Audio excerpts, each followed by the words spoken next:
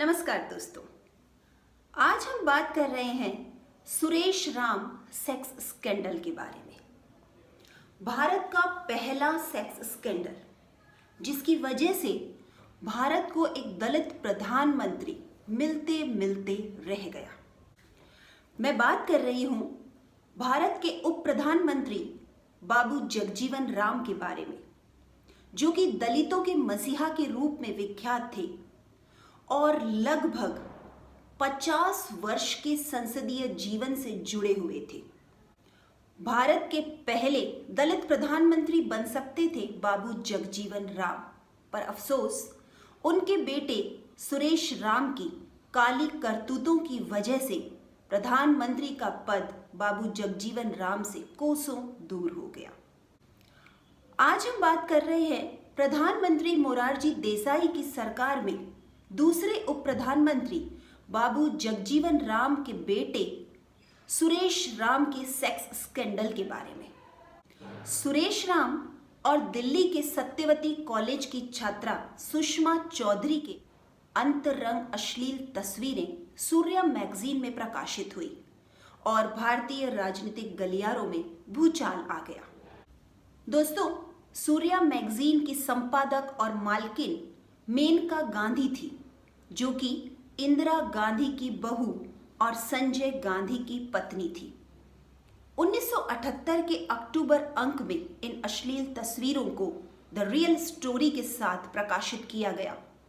इस sex scandal को उजागर करने के पीछे हाथ और दिमाग बताया जाता है खुशवंत सिंह का, जो उस समय सूर्या मैगजीन के कंसल्टिंग एडिटर थे। आइए जानते हैं क्यों, क्या और कैसे, किन तरीकों के माध्यम से इन तस्वीरों को उजागर किया गया और अपने बेटे की काली करतूतों का खामियाजा भुगतना पड़ा बाबू जगजीवन राम को। बाबू जगजीवन राम बिहार के आरा जिले में एक दलित परिवार में पैदा हुए। बचपन से ही स्कूल और कॉलेजों में भी बाबू जगजीवन राम को सामाजिक भेदभाव और छुआछूत का सामना करना पड़ता था और बचपन से जगजीवन राम को आदत पड़ गई थी इस अन्याय के खिलाफ आवाज बुलंद करने की। स्कूली शिक्षा के बाद जगजीवन राम ने बनारस हिंदू विश्वविद्यालय BHU में दाखिला लिया, जहां BHU के संस्थापक पंडित मदन मोहन मालवीय भी जगजीवन के ओजस्वी भाषणों से बहुत प्रभावित हुए थे। बाबू जगजीवन राम संस्कृत के विद्वान थे और हिंदू महासभा के सदस्य भी थे। उनके संसदीय जीवन का इतिहास लगभग 50 वर्ष का रहा है, यानी लगभग 5 दशक तक बाबू जगजीवन राम भारतीय राजनीति में सक्रिय रहे। 1946 में जब अंतरिम सरकार का गठन हुआ तो नेहरू जी के अंतरिम कैबिनेट में युवा मंत्री के तौर पर बाबू जगजीवन राम को शामिल किया गया था। 1938 से 1979 तक बाबू जगजीवन राम हर चुनाव में लगातार जीतते रहे। यही नहीं, 1946 से 1979 तक लगातार वे केंद्रीय मंत्री भी रहे। 1971 का भारत पाक युद्ध, जब बाबू जगजीवन राम इंदिरा सरकार में रक्षा मंत्री थे, इस युद्ध में भारत की जीत में भी जगजीवन राम की अहम भूमिका थी। हरित क्रांति के समय बाबू जगजीवन राम केंद्रीय कैबिनेट में कृषि मंत्री थे।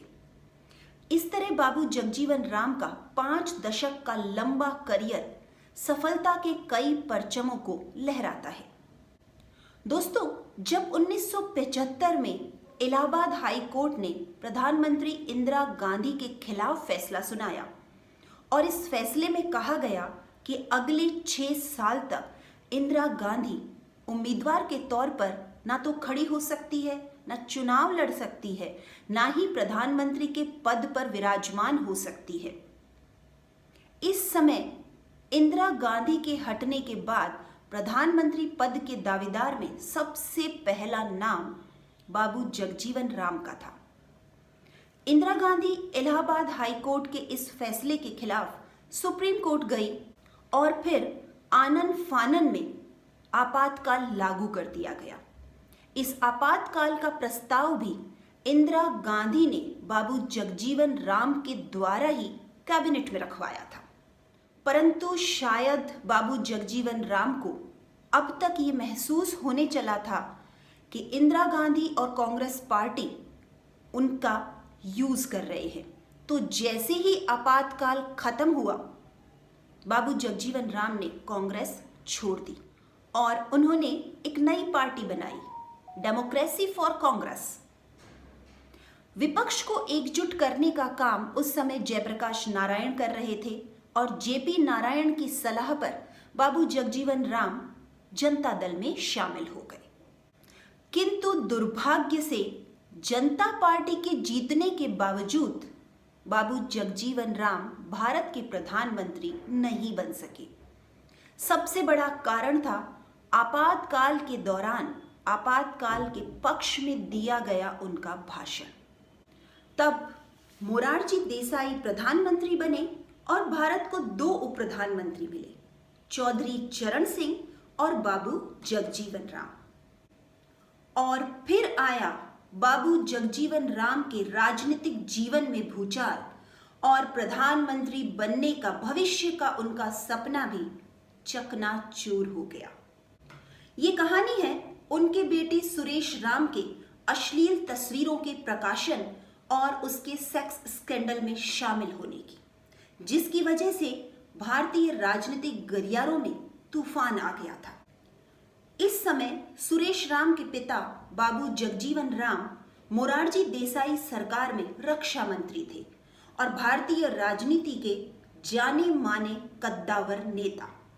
कहानी कुछ इस तरह से चली कि 21 अगस्त 1978 को सुरेश राम ने दिल्ली के कश्मीरी गेट पुलिस स्टेशन में एक एफआईआर दर्ज की कि 20 अगस्त 1978 की रात को दिल्ली में ही 10-12 लोगों ने जबरन उनकी गाड़ी को रोका और बंदूक की नोक पर उन्हें और उनकी महिला मित्र सुषमा चौधरी को किडनैप कर लिया।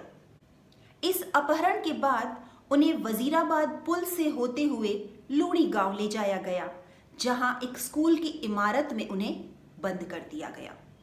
सुरेश राम ने अपनी एफआईआर में एक किडनैपर के नाम के तौर पर ओमपाल सिंह का नाम दर्ज करवाया था, जो कि चौधरी चरण सिंह के साथ काम करने वाले भारतीय किसान संघ का सदस्य था। वहां सुरेश राम पर खाली कागजात पर हस्ताक्षर करने और तत्कालीन पेट्रोलियम मंत्री एचएम बहुगुणा के नाम एक पत्र लिखने का दबाव बनाया गया। जब सुरेश राम ने ये सब करने से इनकार कर दिया तो उसे तब तक मारा पीटा गया जब तक वो बेहोश नहीं हो गया। होश में आने पर उसे पता चलता है कि उसकी महिला मित्र के साथ कुछ आपत्तिजनक तस्वीरें ले ली गई है और इसके बाद आधी रात को लगभग 3 बजे दोनों को छोड़ दिया जाता है। इस दर्ज एफआईआर के आधार पर पुलिस ने जांच पड़ताल और कार्यवाही शुरू कर दी। इन तस्वीरों को पुलिस खोज पाती उससे पहले ये तस्वीरें इंडियन एक्सप्रेस के रिपोर्टर वीरेंद्र कपूर के हाथ लग गई। पर इंडियन एक्सप्रेस से पहले इस सनसनीखेज खबर को 22 अगस्त के अहमदाबाद अंक में एक्सप्रेस न्यूज सर्विस ने पब्लिश कर दिया। खबर बनी वीवीआईपी का बेटा सेक्स स्कैंडल में शामिल। अब राजनीतिक बयान सामने आने लगे और अप्रत्यक्ष रूप से चौधरी चरण सिंह और अखिल भारतीय किसान संघ के लोगों का नाम उजागर होने लगा। 23 अगस्त 1978 को चौधरी चरण सिंह के शागिर्द राजनारायण सिंह ने प्रेस से बात की। राजनारायण सिंह वही चौधरी चरण सिंह के साथी जिन्होंने साथ साथ मंत्री पद से इस्तीफा दिया था। उनका कहना था कि ये तस्वीरें गलती से सुरेश राम की जेब से गिर गई थी, जो कि ओमपाल सिंह के हाथ लग गई, और ये तस्वीरें सुरेश राम और सत्यवती कॉलेज की छात्रा सुषमा चौधरी की आपसी सहमति से खींची गई थी। इस तरह कहानी के 2 पक्ष सामने आए। एक जो कहानी सुरेश राम ने एफआईआर दर्ज कराते वक्त लिखवाई थी और एक जो राजनारायण सिंह ने प्रेस को बताई थी। अब ये मामला तूल पकड़ने लगा था और लोकदल बाबू जगजीवन राम के इस्तीफे की मांग कर रहा था। प्रधानमंत्री मोरारजी देसाई अपनी प्रधानमंत्री की कुर्सी को बचाने के लिए चुप्पी साधे हुए थे। इस मामले को और भड़काने और इस आग में घी डालने का काम किया सूर्या मैगजीन के अक्टूबर 1978 के अंक ने, जिसमें द रियल स्टोरी नाम से सुषमा चौधरी और सुरेश राम की सभी अश्लील तस्वीरों को प्रकाशित कर दिया गया, जिन्हें अब तक कोई भी मीडिया प्रकाशित नहीं कर रहा था। सूर्या मैगजीन की मालकिन इंदिरा गांधी की बहू और संजय गांधी की पत्नी मेनका गांधी थी और इसके कंसल्टिंग एडिटर खुशवंत सिंह थे। इस स्टोरी में सुषमा चौधरी को इंटरनेशनल जासूसों के हाथ की कठपुतली बताया गया और साथ ही ये भी कहा गया कि चाइनीज एम्बेसी को भारत के डिफेंस सीक्रेट्स लीक किए गए हैं, जिसका कोई पुख्ता सबूत बाद में नहीं मिला था। दोस्तों, इस मैगजीन का प्रकाशन 1,20,000 कॉपीज के रूप में किया गया था। अब तक जो प्रिंटिंग प्रेस सूर्या मैगजीन का प्रिंट करती थी, उसके बजाय किसी दूसरी प्रिंटिंग प्रेस से इस मैगजीन को प्रिंट करवाया गया और इन 1,20,000 कॉपियों के डिस्ट्रीब्यूशन की जिम्मेदारी ली खुद संजय गांधी ने। शायद ये बदले की भावना थी, क्योंकि 30 साल तक बाबू जगजीवन राम कांग्रेस में रहे थे और अब वे एक ऐसे कद्दावर नेता थे जो अगले आने वाले चुनाव में इंदिरा गांधी को आमने सामने की टक्कर दे सकते थे। मामला दिन पर दिन गर्माता चला गया और संजय गांधी के दोनों निशाने सधते चले गए। एक तरफ बाबू जगजीवन राम के राजनीतिक करियर पर प्रश्न चिन्ह लगने लगे और दूसरी तरफ विपक्ष कमजोर होता चला गया और उसमें फूट पड़नी शुरू हो गई। इन सब स्थितियों के चलते 15 जुलाई 1979 को मोरारजी देसाई ने प्रधानमंत्री पद से इस्तीफा दे दिया और 28 जुलाई 1979 को चौधरी चरण सिंह को भारत के 5वें प्रधानमंत्री के रूप में शपथ दिलवाई गई। किंतु अफसोस, बहुमत के अभाव में ये सरकार नहीं चल पाई और 22 अगस्त को राष्ट्रपति नीलम संजीव रेड्डी ने लोकसभा भंग कर मध्यावधि चुनाव का ऐलान कर दिया। इस समय बाबू जगजीवन राम के पास 205 सांसदों का समर्थन था।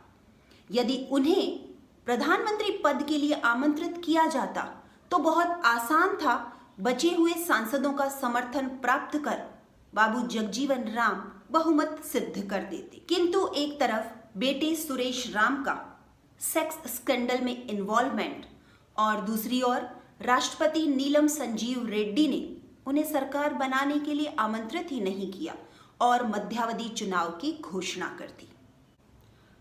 बाबू जगजीवन राम का कहना था कि राष्ट्रपति नीलम संजीव रेड्डी 10 साल पहले का बदला ले रहे हैं, जब राष्ट्रपति के नाम पर नीलम संजीव रेड्डी का बाबू जगजीवन राम ने विरोध किया था। इस सच से पर्दा कभी नहीं उठ पाया, पर जो सामने आया वो सिर्फ यही था कि बाबू जगजीवन राम की किस्मत उन्हें बार बार धोखा दे रही थी और कई बार वे प्रधानमंत्री के पद से दूर होते चले गए। वो सेक्स स्कैंडल जिसकी वजह से बाबू जगजीवन राम के 5 दशक लंबे राजनीतिक करियर पर बट्टा लगा, उसमें इन्वॉल्व सुषमा चौधरी से बाद में सुरेश राम ने विवाह कर लिया था। पर दुर्भाग्य से 46 वर्ष की आयु में सुरेश राम का देहांत हो गया और उनकी निधन के पश्चात जगजीवन राम के परिवार ने सुषमा का बहिष्कार कर दिया था और कुछ समय बाद ही 1986 में बाबू जगजीवन राम अपने प्रधानमंत्री बनने के अधूरे सपनों को लेकर इस दुनिया को अलविदा कह गए। दोस्तों, ये था भारतीय राजनीति का पहला सेक्स और सियासत का कॉकटेल, जिसने भारतीय राजनीति के गलियारों में भूचाल ला दिया था, और वो होनी हुई जिसकी कल्पना भी नहीं की गई थी। इस पूरी घटना के पीछे बाबू जगजीवन राम की ही पार्टी के कुछ लोगों का नाम भी उजागर हुआ, जैसे ओमपाल सिंह, केसी त्यागी, एपी सिंह। दोस्तों, ये है सियासत की बाजी, जहां कोई भी एक घटना आने वाली होनी को टाल देती है। और कुछ ऐसा ही हुआ। सुरेश राम की आपत्तिजनक तस्वीरें बाहर आने पर हिंदुस्तान को पहला दलित प्रधानमंत्री मिलते मिलते रह गया। बाबू जगजीवन राम, जो भारतीय राजनीति के जाने माने कद्दावर नेताओं में गिने जाते थे, जो प्रधानमंत्री पद के सबसे सटीक दावेदार थे, पर किस्मत के आगे किसी की नहीं चलती है। आज हम बात कर रहे थे भारतीय राजनीति के पहले सेक्स स्कैंडल के बारे में।